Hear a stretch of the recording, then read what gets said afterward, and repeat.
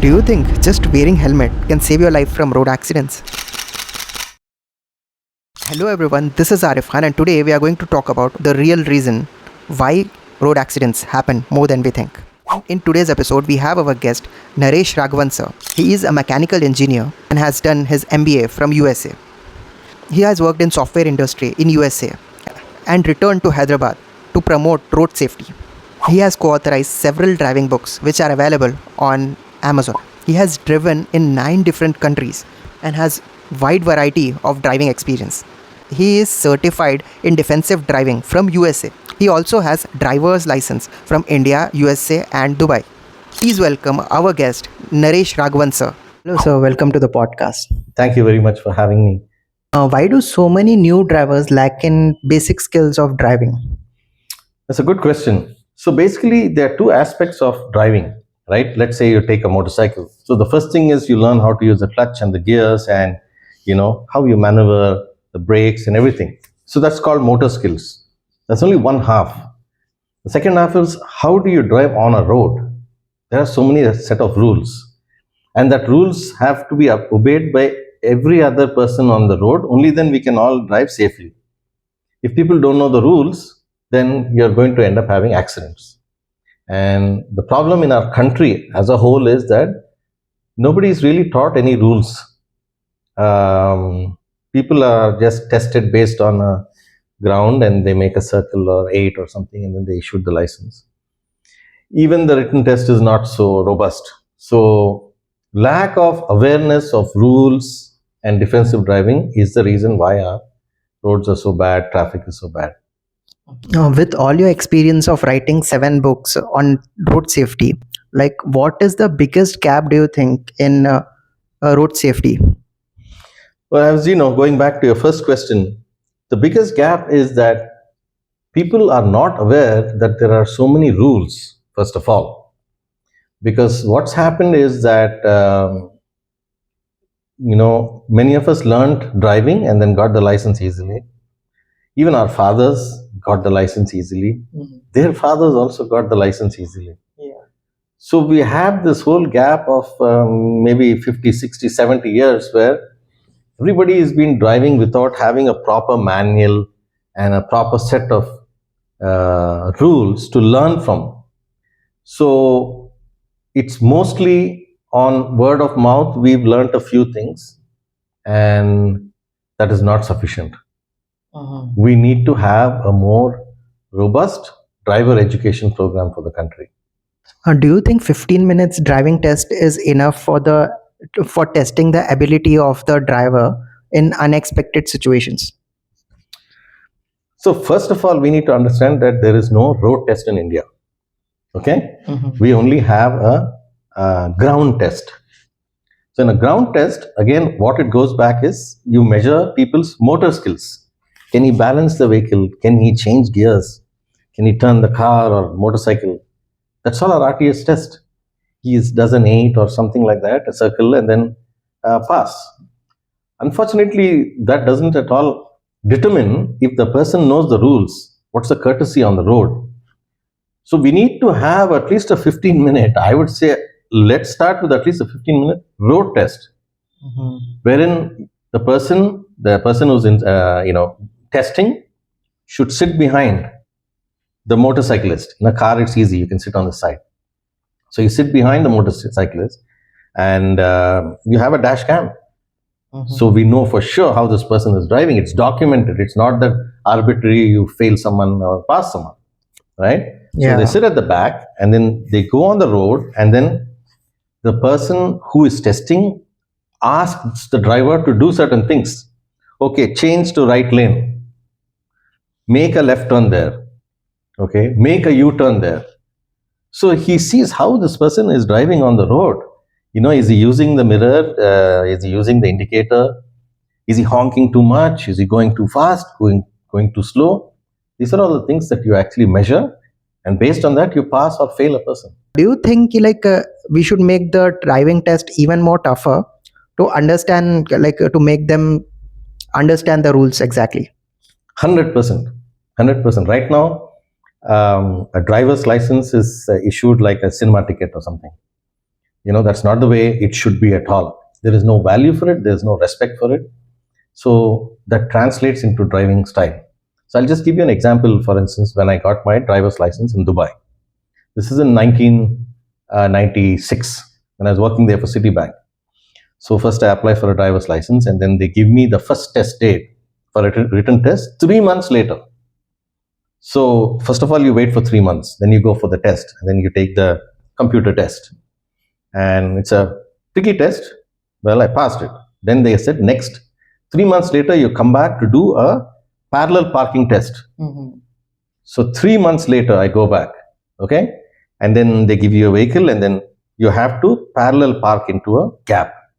Right? Parallel park, right? It's not like angular parking or straight parking. So you have to use the mirrors, you have to use the correct control to slip into a slot at the back without hitting the other vehicles, or you shouldn't be too far from the pavement, too close, all that they will see. Only if that is perfect, they'll say, okay, next, come after 3 months for a hill test. Okay. So there's an incline test. Achha. So you come back after that guy will sit next to you, I'll see you go up one ramp. It's a pretty good ramp, maybe 35 degrees. He says, stop. You have to stop, pull up the handbrake, make it in neutral, and remove your leg off everything. The vehicle is stationary. Then he says, now go. So you put it into first gear, you're giving the accelerator, releasing the clutch, and at the same time, you're releasing the handbrake. The vehicle should not roll back. If it rolls back even 2 inches, fail. Oh my God. After that, next date, 3 months later. So 3 months later, so which means you are going to practice that hill test every day till you make sure that it is not going to slide back. Right. Now this test doesn't happen in your car. It happens in their car. So you're not used to their clutch, their accelerator, their handbrake, everything is new. So you got to adapt past that. After that, he says, come back for a road test if you pass that. In these 2 steps itself, people will fail. And I know people who've been trying for 4 years to get past hill test. Okay. So think about it, right? So the value is so much. And finally, I get on to a road test. This is the day I've been waiting for, because already almost 1 year is over. Now I'm ready for the road test. Okay. And already, 3 months for the written test, 3 months for the hill test, 3 months for the parallel park. Almost 1 year is over now. This is my road test, first chance I get. So I'm going on the road. Now there's a person sitting next to me. Then he says, move to the left lane or something. Let's say I'm going the center lane, move to left lane. So you have to check the mirror, you have to check your door mirror, put on indicator, check your blind spot. He's watching your body signals. What if you're doing all of this? And then you change the lane. He says, okay, all right, you go forward. Then he says, make a right turn there. You make a right turn there, again using all the indicators, merging correctly. So I was doing pretty good. It was about 8 minutes into the test. And it was a 15-minute test. So another 8 minutes and I'll pass, I thought. So suddenly he said, we are going down this big wide boulevard. And then he says, okay, now change lanes to right lane. So again, I put on the right indicator, check the door mirror, check all the mirrors, blind spot. Gently, I moved to the right lane. He said, fail. Gadi roko, first fail. He won't tell you why he failed you. And you can't argue with him because he'll make some notation in Arabic there. You'll never get your license. So chup chap, stop there. Then I went back to my driving school. I enrolled in a driving school, though by the year of 1996, I have been driving for more than 10 years in my life. Still, I had to go to a driving school just for that license. Oh my God. Okay. So now I went back to my driving instructor and said, Hari, this guy failed me. I was going on this road, he failed me. So he asked me the usual questions. Did you check your blind spot? Did you check all the mirrors? Did you put indicator? I said, yeah, everything I checked. He still failed me. So he said, okay, where's the road? Let's go on the road. So we went back to that road. And I'm going down that road. I'm in the center lane. And I said, this is where he asked me to change lanes. So my driving instructor says, oh, I know he failed you because there's a zebra crossing in front, about 50 meters away. Oh. So I said, so what? He said, no. The zebra crossing, the person is looking at the vehicle coming, in which lane, what speed, based on their estimation, they start crossing the road. You change your lanes, you might come into striking distance from them. So 50 meters before a zebra crossing, you should not change lanes. Think about how much of rules they test you on. That's the reason the drivers, you go to Dubai or Europe or USA, so much more disciplined and so much more knowledgeable on road safety and all these kind of rules. So Right. yeah, we need to have a 15-minute road test in India with someone who's so knowledgeable, who's checking all of these things. Yeah, even here we don't see the drive, like we can't see zebra crossing itself. Of course, now it's increasing, but yeah, about a few years ago, we hardly had any zebra crossings. At least now there is, but people don't stop. In fact, they honk when pedestrians are crossing. At a zebra crossing, the pedestrians have right of way. We have to yield to them. It's not been taught. So people honk and they get irritated. Sometimes somebody slows down at a zebra crossing for a pedestrian and he gets hit from the back. Right. So, because the guy at the back doesn't know why he's stopping, he's not aware. So, we need to really ramp up on driver education. That is really lacking in our country. Everybody needs to know what the rules are. Why is this person stopping in front of a zebra crossing? They should know and they should also stop. If you don't know, then you start honking, right? And then you're Right. creating nuisance and road rage and so many other things that happen, noise pollution. You all the time you say ki, like people don't know rules and all. So what are those rules? Like mostly everyone knows ki, like we should wear helmet, we should have a seat belt, and we should take like we should follow the rules, like we should see the signal and all. So what are those rules like which you are talking about? Yeah, it's a good question. You asked me. Basically, the problem in our country is that nobody knows what the rules are, right? So they started looking around and they said, "Oh, helmet. Yeah. If you don't wear a helmet in accident, you're dying. You don't wear a seatbelt in an accident, you're dying." And then they look at cause for accident: overspeeding, drunken drive. So I call these like shadow rules. Seatbelt, helmet, overspeeding, drunken driving, all of these things. These are very obvious few mistakes. And this is the stuff everybody knows. For this, you only need a danda, enforcement. Okay? Right. If someone is jumping a red light, you can't say, "Oh, I didn't know the rules." Right? If someone driving on the wrong side, you can't say, "Nay, I didn't know that." These people know this is wrong and still do it. They can only be stopped by cancelling of license or arrest or some big fine. But actually, most of the accidents that happen, you look at the cause of an accident, like I'll tell you a simple example. Every week in the newspaper, you will see at least one car which has hit a parked lorry on the highway. Right. It goes underneath that parked lorry and everybody in the car dies because it's a horrible accident. What is that rule? Does anyone know what the rule is? Everybody's wearing seatbelt, but everybody's dead. What is that rule? Nobody knows what that rule is. Yeah. That rule is you should not drive on the left shoulder. Now you'll ask me, what is shoulder? People don't know what is a shoulder. Yeah, even Right? I don't know. Yeah, because we've not been trained on that. Yeah. So on the left side of any road, you'll see a solid white line on the edge. It'll be a solid line. On the left of that is called a shoulder. Okay. You should not drive on the shoulder. You may park on the shoulder if it's allowed. And shoulders can be hard shoulder where it's like paved. Or on country roads, it's just loose putty. That's called soft shoulder. So our people are not trained at all. Now you give them ORR with 6 lanes. And that guy is shifting lanes from left to right and he sees, there's one more lane on the left. He doesn't see it's a solid line. He doesn't know it's a shoulder. He swings to the left. There is a failed lorry. Stop there. 100 kilometers per hour. Right. So that is just one rule. Another rule I can tell you is that people just join especially everywhere in the cities, also in the villages, but especially in the villages. They're coming from a small village road onto state highway. And free left, there is something there. People have created their own rule called free left, where they just join a main road. There's a lorry coming at 100 kilometers per hour from the right. How can he stop suddenly? Right. Tum to ghus gaye road pe. You get hit by the lorry, the scooterist dies instantly. But what does the newspaper say? Even the newspaper doesn't know that when you're taking a free left, you have to stop and yield to traffic already going on the main road. You don't have right of way. They will not stop for you. You have to stop, wait, when it's clear, join. Nobody knows this rule in the whole country. So next day, what does the newspaper say? Speeding lorry knocks down driver. No, rash speeding lorry knocks down two-wheelers and kills them. So now the blame has gone on to the lorry. So people will continue to make that same lane and die. They've been dying.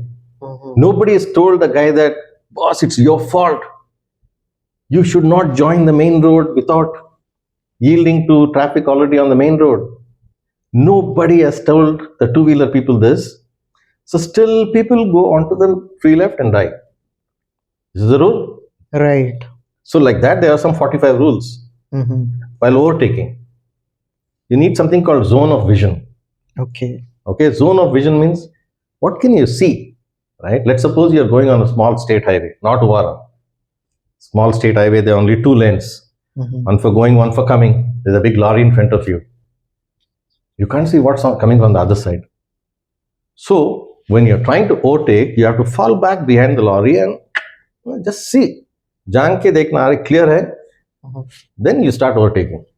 But our heroes, at a left curve, they start overtaking. As a left curve, you don't have any zone of vision. Suddenly, when lorry comes from the opposite side, you can't do anything. It's head on. Right. These also accidents happen every other day on the state highway. If you see the newspaper, when you see there's an accident, read, and you will find the problem right there. Only thing is, we don't know that there's a rule called zone of vision. There's a rule called sight distance, 2 second following gap. You see, sometimes 3-4 vehicles all collide into each other. Yeah. They don't keep a safe gap. So there is a rule called 2 second rule. You have to keep a safe gap. So like that, there are some 45 rules which we have to teach people. If we don't teach them, we will continue to have the accidents, and seatbelt and helmet cannot really save you beyond a certain point. Right. So how can we educate lakhs of drivers on road rules? Yeah, this is a big challenge, and I've talked to many people. This has been on my mind also since I started my road safety journey and writing all my books and everything. Like, how do you educate now lakhs, not lakhs, crores? The whole country, I think there's some 20 crore drivers. Okay. Or some big, massive number like that. So, the only way we can do that, in my opinion, is we got to start educating the new drivers today. Jo ho gaya, so ho gaya. Forget about the people who are already driving without knowing the rules. We'll find a solution for them later. But what's the future? Let's think of the future, no? Forget the past. We'll think of the future. So today, my goal is that anybody who goes to the RTA now for a driver's license has to go through a minimum 3 or 4 hour training session. It has to be made compulsory. So then what happens? The new drivers will start following the rules. Then the older drivers who are coming for license renewal, we make them also watch this 3-4 hour course. Okay. So like this, in 5-10 years, you will see some small changes in the country. 25 years later from now, we might be like Germany or America. But if we don't start today, 25 years from now also will be the same. Jungly driving on the roads. Nobody knows what's going on. So how can we train so many people, sir? Like how can we get money for all those people? Yeah, that's an easy answer actually, Arif, because about 5-10 years back, the government created CSR funds, corporate social responsibility. 1% of the profits or something has to be used for donations, social responsibility. And road safety is an approved subject in that. Like, empowerment of women, education, all of this are CSR approved. So there are many people with money and interest. I'll give you a simple example. I'm working with Sunshine Hospital's owner, Guruva Reddy. Okay. So he's an orthopedic surgeon who has seen so many accidents of youngsters where, they've broken bones or very badly injured. So he has come up and said, hey, you know what, I want to provide some CSR funds and to help educate the people so they don't get into accidents like this. Like that, there are many philanthropic people in this country who will give money. So money is not the problem. Okay. We will get the money. But what we need is a government order. Like I've been running around the RTA. I went to the transport commissioner and they all say, okay, we want to have a training program. I say, I will create the training program, 3-4 hours with videos and all that stuff, right? I'll create the classroom. I'll get the funds for all of this. But students have to come and sit. They are not going to come till there is a government order. Right. So that's where now I'm trying to, meet like Revanth Reddy or Punnam Prabhakar and say, can you create a government order, to say that from now on, everybody who goes to the RTA for driver's license gets the learner's permit and goes to attend this class. AC class, I'll give you a nice AC classroom. You sit down, watch this 2-3 hours course. Don't have to pay a paisa. Somebody else is paying for everything. Right. When you finish the course, we'll give you a certificate. You take that certificate back and get your license. So all we are asking for, give me 3 hours of your time. But if the government does not create an order saying this is the new procedure from now on, nobody will show up. So the money is not the problem. It's the government's will. Nowadays, police on roads look so busy. Do they actually have the training and the equipment to keep the roads safer? This is a very delicate question. And if you see what's happened in our own state of Telangana, right? The police are issuing challans. So, okay, they are doing something called non-contact policing. And what non-contact policing means, like if you make a mistake, they will not stop you and say, hey, why did you jump the red light? Gadi baju leo, show me your license, show me your this, show me that. They don't do that. Why? Because that fellow is arguing and fighting. Why are you stopping me? That fellow is also jumping red light. You first stop him and then you stop me. It's a stupid argument. Yeah.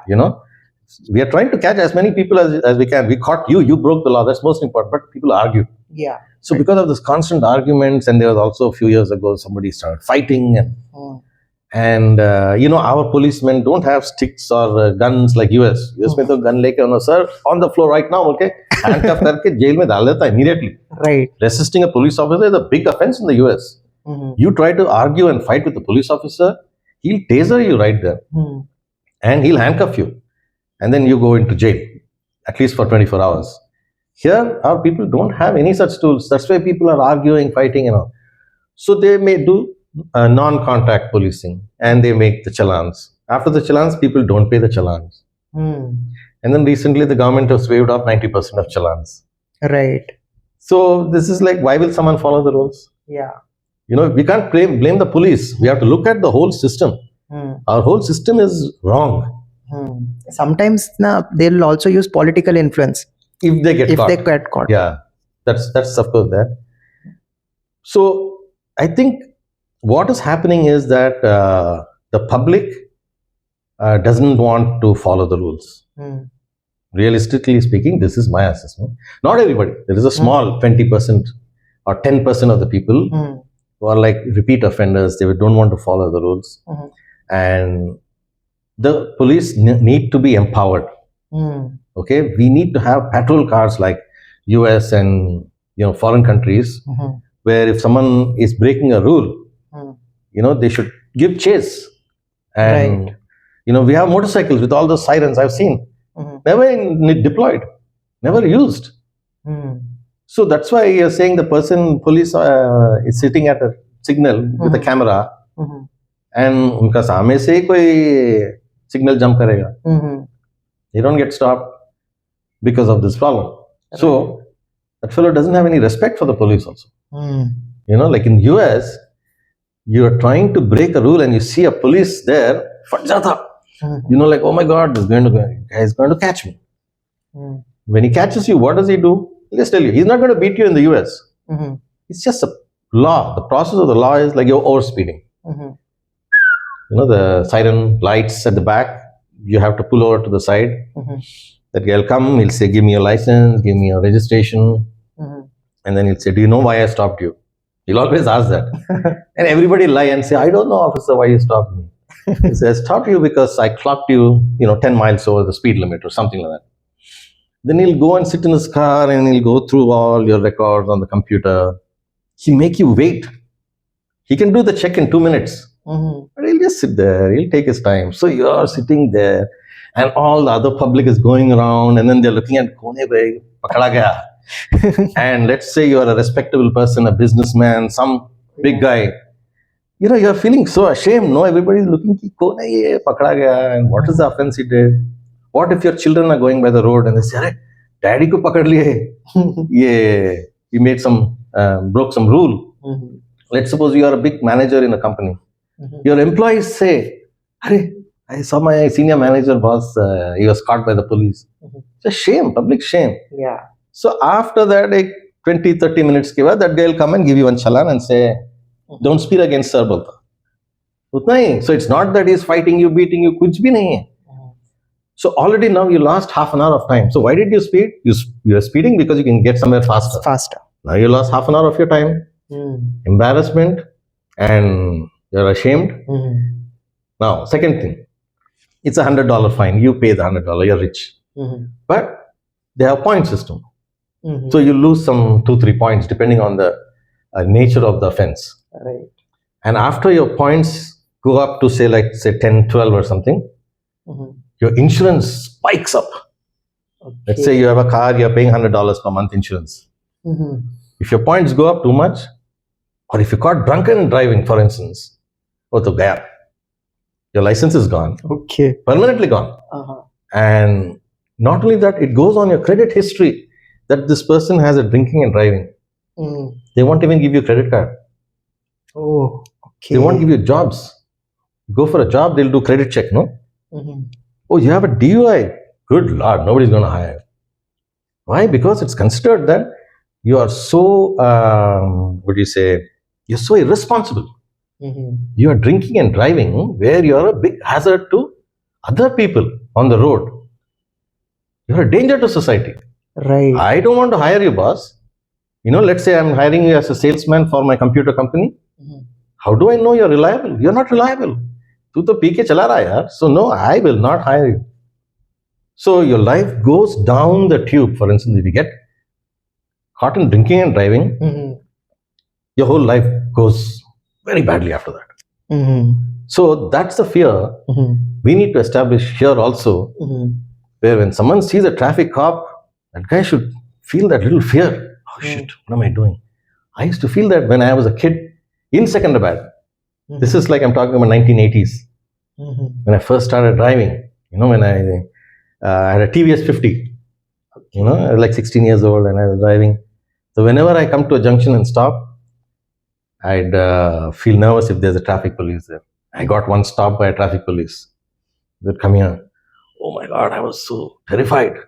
So that guy is asking me, what he was asking me? Show me your learner's license. Because I was just a learner. So he saw the learners. Then he said, your elbow at the back does not meet the minimum requirements, he said.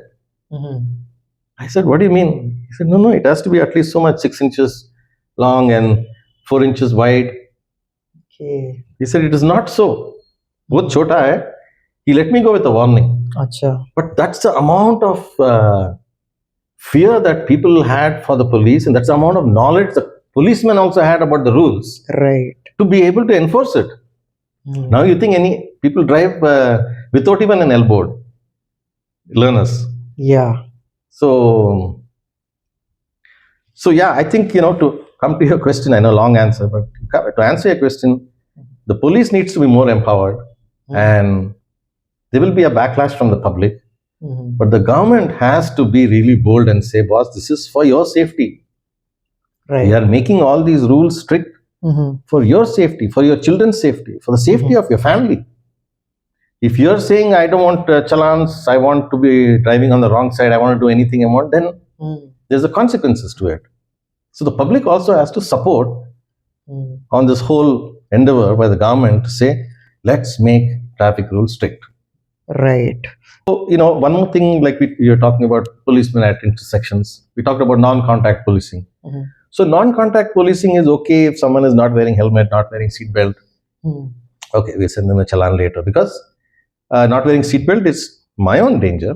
I'm not a danger to society. Not wearing helmet, danger to myself, not to society. Right. But wrong side driving, the danger to society because you can kill somebody else. Right. So on that, you cannot have photographs. Somebody has to give chase, stop that guy immediately before he kills someone. Right. So all of this requires an active police force for which the government should support. What should be the punishment for them? Like, what strict action should be taken? Like, should we take away their cars, or what should we do exactly?